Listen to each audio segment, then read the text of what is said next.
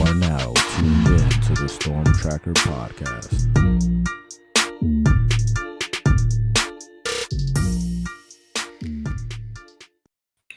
Welcome back to the Storm Tracker podcast. I'm Marcus Benjamin, representing for CanesCounty.com, part of the Rivals.com network. Make sure you subscribe to this podcast on all platforms and also subscribe to this YouTube channel live from Canes County. It's a Blu Monday, and that means I've got Larry Blustein joining me today to talk a little Miami Hurricanes football. Thanks for joining me today, Larry. Oh, anytime, Marcus. Thank you. I know you've been around traveling, doing some things, so kind of how have things been, trying to kind of traveling the state and seeing different players and stuff? Well, this was the busiest spring summer I've ever had. I made sure that the one thing that I did is try to get to everywhere, and I did. And I went to everywhere from West Florida to FSU to Florida to USF, UCF, Miami, FAU, FIU. I went to Warner. I went to Kaiser, and I saw close to 300 different teams at 7-on-7s and almost 4,000 kids, and had an opportunity to see everybody and, talk with a lot of the coaches down at Miami twice. I got a chance. Well, in the spring, I also got a chance to watch them scrimmage. And then I went down there for a 7-on-7 and then one of their camp days, and met a lot of kids that were coming in. Was there when Darian Coleman and the kid Michael Clayton were having that kind of like a tryout that Michael Clayton lost to Darian, since Darian committed to them. So, I've had an opportunity. And then over this last weekend, I took our last 2 weekends. The weekend before was in Tampa for their media days, got a chance to see 75 schools. And this last week was like kind of a crash course where you had teams all the way from Polk County through Orlando, up to Ocala, and over to the Space Coast at media days in Orlando at the stadium there, Camping World Stadium. 108 schools in 3 days. So, wow, that's a lot. Yeah. So, and then this week, obviously, we have our media days on Friday for the BCA at Dave & Buster's in Hollywood. And then Brandon O'Doy and his hotbed people are going to host one on Saturday, which we were a part of last year, and looking forward to it. So a lot of things going. Today starts the official day of football camps around Florida. So high schools are now in that mode where they're going to have a couple of weeks, 2 weeks from now, you can have a really nice kickoff classics, 8 games over at Travis Powell Stadium, highlighted by Miami Norland hosting Sefner Armwood and Miami Commitment Gerard Pringle. So it's and then the season gets started. Yeah, I'm excited for it. I mean, I'm excited for the high school football season as well as the college football season, because we have an expanded college football playoff where a lot of teams who couldn't get in before, when it was just a 4-team playoff, can now get in. And one of those teams that is being talked about a lot to make the playoff is the Miami Hurricanes. And Miami had their ACC media kickoff last week. And I do want to say that they came off pretty confident. The people that represented them were, of course, head coach Mario Cristobal, quarterback Cam Ward, linebacker Kiko Maonoa, and offensive lineman Jalen Rivers. And they just came off really confident at this ACC kickoff. And I actually, want to play a clip of just Cam Ward at the ACC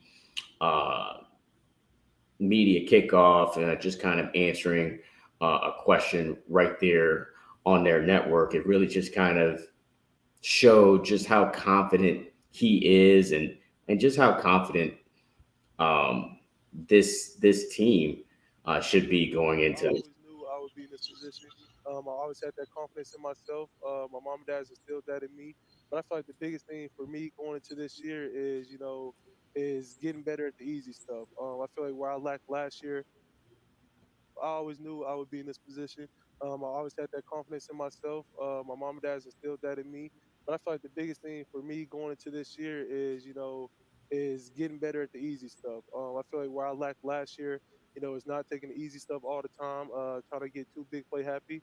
And that's one thing that, I tried to hone in the spring. And, I feel like this is one of my best springs out of all my college career. Obviously I got Jacoby George, Strep out there, Isaiah Horton. I think Elijah Aurora is gonna have a great year for us this year. So I have some weapons around me. But we got to show up every game. We can't take games off no matter we're playing the best team in the country or one of the worst teams. We got to be the same team on that field every Saturday. So, so you kind of hear just kind of the confidence of a Cam Ward there. But Blue, just your thoughts on this team going into this season, as far as their expectations, what the national expectations are right now. Do you expect them to contend for a playoff, or should they even be more confident to maybe contend for a national championship? Well, obviously there's a lot to be happy about and a lot to be optimistic about, and certainly things have changed over the last year and a half, the last 2 years with this rosters. It was told to me by Coach Cristobal when he first got there that this roster will change dramatically over the next 3-4 years and continue to change as our success comes to us. And certainly, no, not out of the realm. I think, and I said this before, they're a top 12 team going into the season, no matter what anybody else says. Because you got to remember too, Marcus, outside of the state of Florida, California and Midwest, Northeast, Miami's a 13-13 team over the last 2 years. So a lot of people are not on board with the enthusiasm. But when you add somebody like a Cam Ward, you get one of the top running backs out of the portal in Martinez. You get one of the top running wide receivers who knows the system, like Brown at Houston. In addition to everything else that you brought in, they go into the season on the defensive side of the ball with probably potentially one of the best defensive fronts in the country. By the end of the year, they will have, if they all play up to their level, with the addition of a Barrow and guys like that, with a Bain and some of the other players. They've dramatically upped their game at the linebacker position. A lot of the maturity, Wesley Basaint and Mawanoa and some of the emerging guys that over the last couple of years. And I'm reminded back in the 80s and, early 90s that when they used to have their spring games and they used to have them at the Orange Bowl, and we would go and you'd walk behind the bench and see all the jersey names and you go, oh man, I forgot they had him. Well, Miami's at that mode now where they're starting to, put those stockpile, some of them stars, especially I think at the offensive line position, where they've gone from 2-3 years ago where it was an embarrassment that the defensive lines would push that offensive line back 5 yards into the running backs. Well, not so much anymore. The offense, to me, has an opportunity to be one of the highest scoring in the country. How can you not? You have a deep running game, as I said, adding with Martinez. You have an offensive line that I think, and we'll get into that, I think is a strong part of this offensive side. You have a quarterback who's been there, done that. You have receivers who have the potential. You have somebody like Restrepo with 51 catches this year becomes the all-time leading receiver at Miami, which is for a guy who everybody said at the beginning of his career, oh, he's too small, he's too short. Well, first team All-ACC last year. You have Kobe George, who needs to Jacoby George, who needs to play up to his potential. And if he does, he could be really good. You have Isaiah Horton. You have a lot of these new faces. They should average 40 points a game on offense. Defensively, as I said, this is a team that has an opportunity to be really, really special. I think the fact that the front seven is much better than it has in the past, it's going to afford the secondary a lot more leeway to, get baptism under fire. Special teams as good as you're going to get, kicking wise, punting wise, the returns. Everybody is right now, I think, in I think it's going to be a great season, and I think that all expectations will be met. They have a couple of trap games, they have a couple of home games against Virginia Tech and Florida State, and obviously the 2 trap games on the road being Louisville and the last game against Syracuse, which is always going to be tough because Miami's never played well at the Carrier Dome as it was. But I'll tell you, if you take one game at a time, like Cam Ward said, I'd see nothing but success for this program. Yeah, I couldn't agree with you more. I mean, it's hard to have confidence based on the 13-13 these past few years because, you know, we've gone through this route before, right? We've gone into a season with plenty of hype. Miami is probably the most overhyped team in the country every year. I think they're kind of living off maybe their reputation or the talent that they acquire, but it never seems to come to fruition on the field. But I think this season is different, and it all starts with that guy that I just played a few minutes ago in this podcast, and Cam Ward. Right. I think he is the big difference. We all know how important quarterback is to a team, and we all know that last year's quarterback play was mediocre. Let's just call it what it is. I think if it was just maybe a step above that, I think this team wins, maybe 10 games last season. So they get a significant upgrade at quarterback. I think they get that upgrade in wins to get 10 wins, but I think this team could possibly win more. So it really kind of depends on how healthy they stay. A couple of key guys they can't afford to get injured, but I think Miami's definitely on track to probably their best season since, the early 2000s. Yeah. I'm not going to disagree. They've got the potential, and obviously, excuse me, you have to play one game at a time, but I just, you see so many positives coming out, of that program. Great spring, really productive offseason, played the portal to the hilt. Excuse me, starting to use some of those kids that were freshmen last year, like Chris Johnson and Ray Joseph and Bobby Washington, and getting an opportunity to kind of take the wrapping off of those guys to now. Yeah. Where you got to figure that they're the type of team, taking one game, and it's so easy to be caught up, with excuse me, to be in a position where you go, well, this, that, and these guys. Well, you still have to have guys, excuse me, perform. And when you take it, like I said, you take a look at the newcomers like Samuel Brown having an opportunity, to do something special with Martinez and an offensive line who, excuse me, that has the opportunity, as you mentioned, with the Jalen Rivers and a Samson Okunlola, and obviously Zach Carpenter coming in to play center, replacing a guy who was probably one of Miami's best over the last decade or so in lead. And and you got guys like Cooper Inez Cooper, up front, and Francisco Mauano is coming back. He had a little surgery in the offseason. So I think that the big strength from them is going to be up front. And I think even with the depth, you're looking at kids like Markel Bell and Tommy Kinsler, and kids that haven't, Ryan Rodriguez, who is learned so much over the last couple of years, and then Luis Cristobal coming in from Georgia State, and and have an opportunity maybe to add some depth to it. So I think when you take a look at that, the only question mark is how is a guy like Jacoby George, who has really been so up and down, going to play. And I think somebody like a Samuel Brown's going to light a fire under his butt, and and guys like Nye Carr and Josiah Trader are going to say, hey, listen, if you don't want the spot, we do.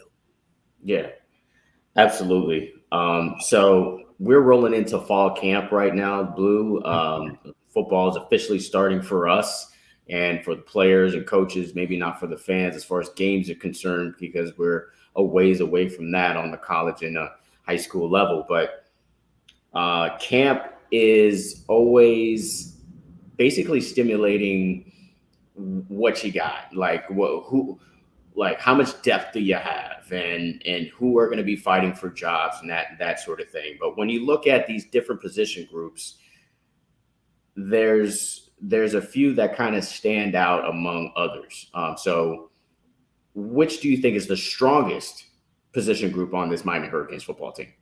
Well, I think the offensive and defensive lines are the strongest part of this team, which they've really stressed over the last couple of years, because you know as well as I do, games are won and lost up front. And Miami certainly, as I, just illustrated with some of the offensive linemen that they have and some of the depth. You remember when Jalen Rivers came in, a lot of people expected a lot of great things for him. Well, over the last year and a half, he's kind of lived up to that. He's a leader up front, but the leader of a lot of guys who we saw, a kid like Francisco Mauanoa last year, Francis Mauanoa, take the world by storm as playing as a true freshman on the offensive line, which is always tough to do.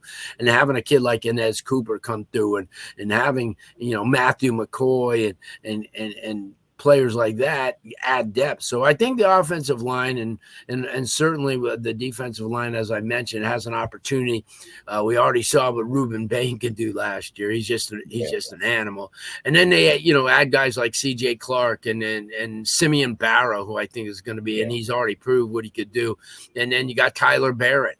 I think, and then you look.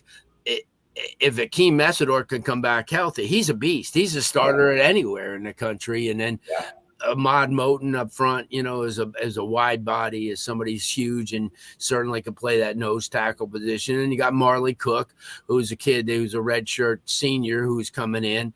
And then Elijah Alston, who is another one of those kids. So, you take a look up front, and then you still got, guys like that, Josh Horton, and you got Anthony Campbell. But I'll tell you what, that defensive front, it could really set the tone. And as you said before, linebacker wise with Wesley Besaint and Raul Gary Papo, who's starting to really show what he's all about. Bobby Washington, who we really haven't had a chance to see, play as well. And then Francisco Mauanoa is probably one of the best in the ACC. No doubt. He's a playmaker. And then, got guys like Jalen Alderman coming in. So, the defense and offensive fronts, especially, are going to be the places to go. And then, as you mentioned, having a quarterback like, Cam Ward, a lot of experience, 4 years. He's a guy who's a calming factor. He's a leader, and people are going to gravitate towards him. So, I don't see any reason why Miami shouldn't compete from day one against every team and win battles up front on both sides. Yeah, I couldn't agree with you more about the defensive line being one of the strongest positions. I think they just have so much depth, and just the several transfers that you mentioned when you get Barrow, Barron, Cook, and Clark and Alston. Those are all just transfers. So you just add those guys to the Ruben Baines and the Akeem Messidors of the world. I think this defensive line could be the best in the country. And I agree. I'm not saying that as a homer or anything like that, because I'm covering the Hurricanes. I really truly believe that this defensive line could be the best in the country. But let's talk about the weakest position group, though, as well. And for me, I'll just say the group that I think is the weakest is the defensive back group. And that's only because just a lack of depth. If they suffer an injury here or there, then you're likely going to play a guy who has very limited experience. Whether it be, a Markeith Williams that has to jump in, or Damari Brown, although he did get some playing time last year. He's still very, very young and raw. Jadias Richard, likely going to be in the rotation, as well as Michelle Powell, who transferred from Washington, and then Jaden Harris. But after those guys, if any of those guys go down, you're probably looking at a Robert Stafford, who I don't think has played a snap on great defense. athlete. Great athlete, Yeah. just hasn't had the opportunity. And you take a look at guys like Darryl Porter Jr., who had a really good year last year. Zaquan Patterson, who I think is first out of the gate because of his experience. I mean, you got the Michael Powell kid, as you mentioned, but you also have Zaquan, who showed in the spring that he's one of the guys. You still have Markeith Williams, who's been there a couple of years, and he has an opportunity, maybe to do a few things. You have Jaden Harris, who's a guy that they like quite a bit too. So you have names there, and I think that the two guys that may push his secondary to that next level, as you mentioned, Jedias Richard, who comes in from Vanderbilt, and also Isaiah Taylor, Jason Taylor's son, who comes in from Arizona with a year under his belt, as a safety position. So the pieces are there, but that inevitable experience factor still and production still looms. But with the linebacker core, with the front seven totally, I think it affords a lot of these secondary guys to have a better opportunity, rather than if they didn't have any great play up front where they would be on an island every single play. At least now they'll have some, pressure on the quarterback or a running back that doesn't get 30 and 40 yards at a clip. Yeah, absolutely. Another thing that kind of comes with fall camp is a depth chart battles. And I'll just name a few battles that kind of come to my mind, and you'll let me know, Larry, which is kind of the most intriguing to you. First, I would say that second DB spot. Well, I think we can pretty much pencil in a Darryl Porter Jr. as your lockdown corner on one side. But who are they going to play on the other side? Is it going to be Jedias Richard? Is it going to be Damari Brown? Is it going to be the transfer from Marshall, Deani Hill? There's just a lot of different options there. I think at safety, whether they play Michelle Powell at nickel or safety, Michelle Powell is definitely going to be in the rotation in the starting lineup. Yeah. And I do believe Jaden Harris will man one of those starting positions as well. But you like I said, you got a Damari Brown. Is Zaquan Patterson gonna really show what he can do? Is Dylan Day gonna take a step up as well? You also have Isaiah. Forget his last name, but he was injured last year. He's out of Isaiah Taylor. No, not Isaiah Taylor. No, not Isaiah Taylor. It's the other guy. He'll come to my mind as well. Okay. But basically, there's just a lot of positions there at the defensive back position that I think could be up for grabs. And then as far as the other positions go, I think it's just going to be a really large rotation at defensive line. So I don't think there's so much battles there. Backup quarterback, I think, is kind of interesting. I think, Reese Poffenbarger is probably the guy, but, kind of want to see how Emory Williams looks. I mean, he did have a couple of starts last season, looked pretty decent in those starts. And then you're looking at second and third running back. Is A.J. Allen really going to solidify that, or is Chris Johnson going to step up there? Or is Jordan Lyle going to step in? And we saw him plenty in high school, and he's a big time kid, great runner. And but a lot has to do with the health of Fletcher. And if Fletcher and A.J. Allen and Lyle and Chris Johnson all remain healthy, behind Martinez, who is a breakaway back and a guy that could really elevate this team to another level. You look at a Mark Fletcher, who's just a big, powerful back, but you don't want to use him as a battering ram like last year. And I thought that was not a great move. I mean, even though he's a big kid, he's not that type of runner. He's not, he's going to get you those tough yards inside, but you got to give him a little space too, and then not so much put him in on, inside the 20 situations, although it might benefit Miami to do that. I just think you wear and tear a kid like that who's, he's a downhill runner. He's more of a guy who could have been at Ohio State as as one of those big backs that are downhill runners. So it depends how they're used. But certainly I want to see AJ Allen. He's shown flashes that he can, carry the load. And that's the thing too. The more backs that you have, Marcus, is going to be better because you could spell a lot of those guys. Nobody wants to be out to prove a point that that this guy's going to play this and 10 carries. You just got to carry these guys to where they're going to help you. Then the worst thing is if you overuse them and get them hurt, they're going to be on the bench and then they're no use to you. Yeah, absolutely. So yeah, those are really kind of the depth chart battles I think we will be watching during this camp. And also something to watch for is really kind of a breakout player as well. People want to see, who's going to emerge, who is really going to make a name for themselves here in the 2024 season. Who would that be for you, Blue? That's a no-brainer. Elijah Lofton. I think this kid is a potential play on Sunday days, a potential first-round draft pick, just a monster. And I was a buddy of mine's son is offensive line and offensive line coach at Bishop Gorman High School in Las Vegas. And he told me about Elijah when he was in the 9th grade when we were talking about Brevin Jordan and how Elijah kind of pattered himself out of after Brevin Jordan. And the thing about Elijah in the state championship game last year against Liberty, he ran one, he threw one, caught one, and picked off a ball for a touchdown. And in the spring, I had the opportunity while your running backs were backed up. Oh, by the way, your 6'1.5", 230-pound H-back tight end carried the ball 9 times for 142 yards in the spring jamboree.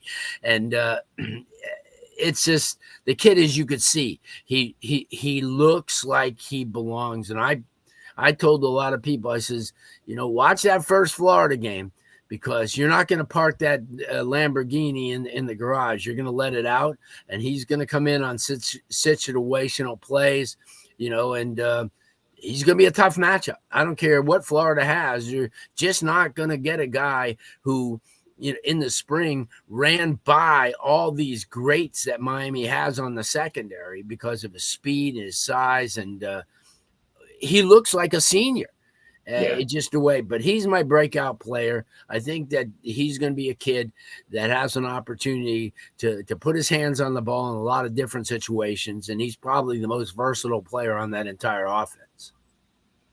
Yeah, I definitely agree with you there. I think he can be a great chess piece. For the Miami Hurricanes. Who do you like? Well, I like a couple of players who've been around that. But you can't use Cam Ward. You can't use Cam Ward because these are established players, and these are guys that I think were expected to come in and make a difference. That's all.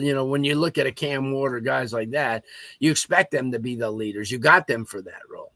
Yeah, for me, it's another Elijah. It's an Elijah that I think people just forget just how talented he is because he's been riddled with injuries for the past couple of years. And then staying with the tight end position, Elijah Arroyo. I really feel like he's going to be a really big difference maker for this football team. Yeah, this season. Last year, the tight end position was basically invisible. I mean, we didn't see the tight ends at all. And I think part of that reason is because Tyler Van Dyke was pretty much in love with Xavier Restrepo and targeted him mostly, throughout the entire season.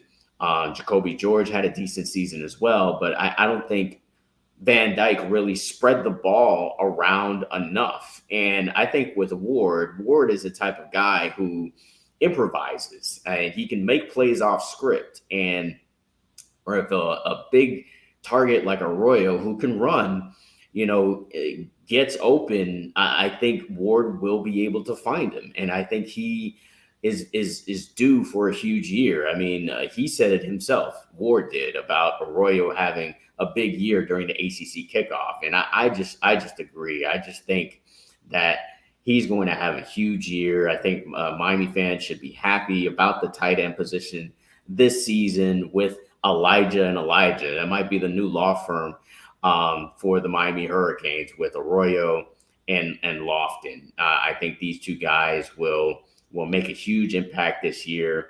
I think both of those guys will truly break out to help this team get to the college football playoff for the first time in the school's history. Yeah, no, I agree. There's a lot to like about all those kids. And, like I said, there's a lot of players in there that need to step up.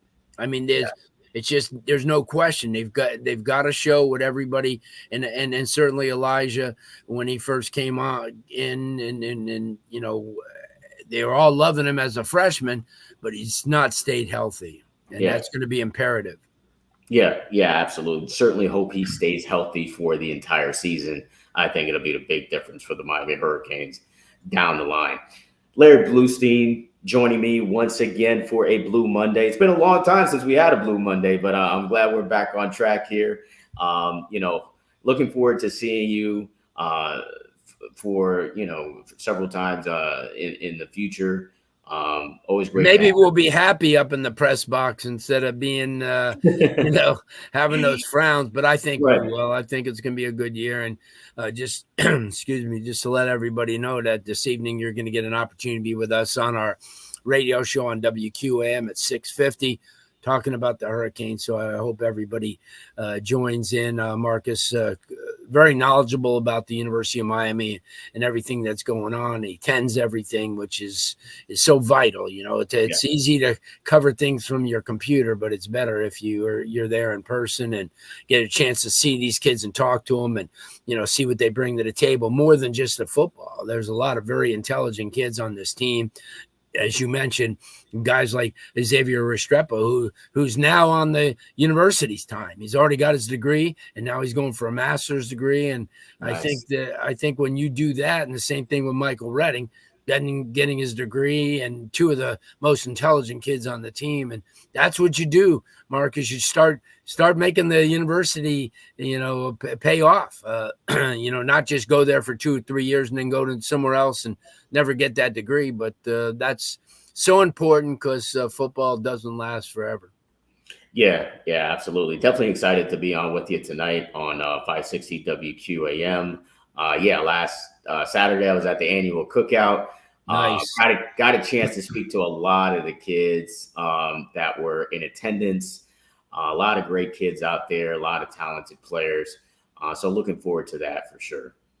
Well, so it's great when they have those events. I know that Florida had those Friday Night Lights things where you come and you do your 1 millionth running and all that I think they're so obsolete now because the month of July, for the first 3 weeks, the NCAA closes down all its member schools, so the coaches could take a vacation and, they can remove themselves. So the last thing after May and June of going to camps and running 40s and, doing cone drills and doing verts and, having one-on-ones, it's time to wind down. And I think a lot of these schools are smart to have events where it brings in some of their top flight recruits, like Miami did with the barbecue the last couple of years. And even back to when Mark Richt was there and he dove off the high board, so I think those things are great. I think you find out a lot because you can mingle more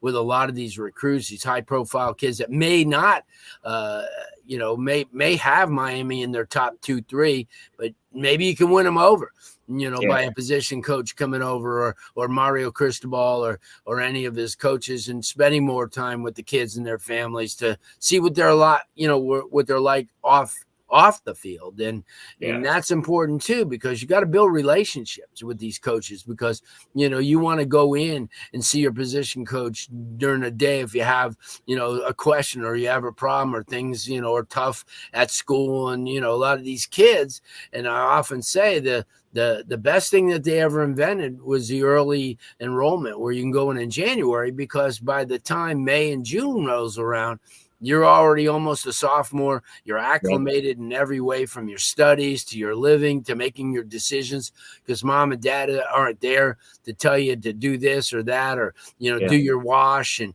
things like that. So it's an important factor. A lot of people don't understand.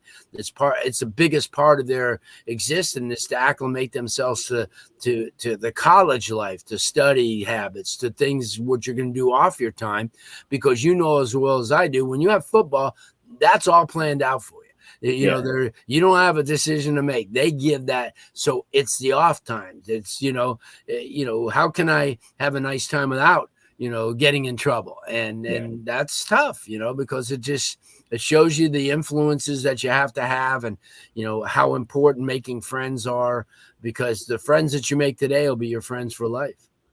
Yeah, absolutely. I had a chance to see a lot of the kids bond with each other and just have a good time. They are actually playing the college football video game out there, as well as just kind of mingling with everybody.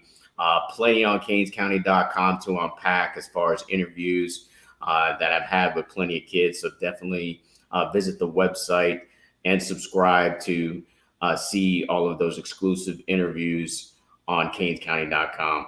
That's going to wrap it up for the Storm Tracker podcast. Marcus Benjamin, once again, publisher for CanesCounty.com, and Larry Blustein.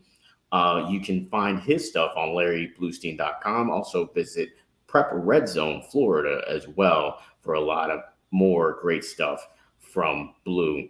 Also subscribe to this YouTube channel, live from Canes County. Until the next episode.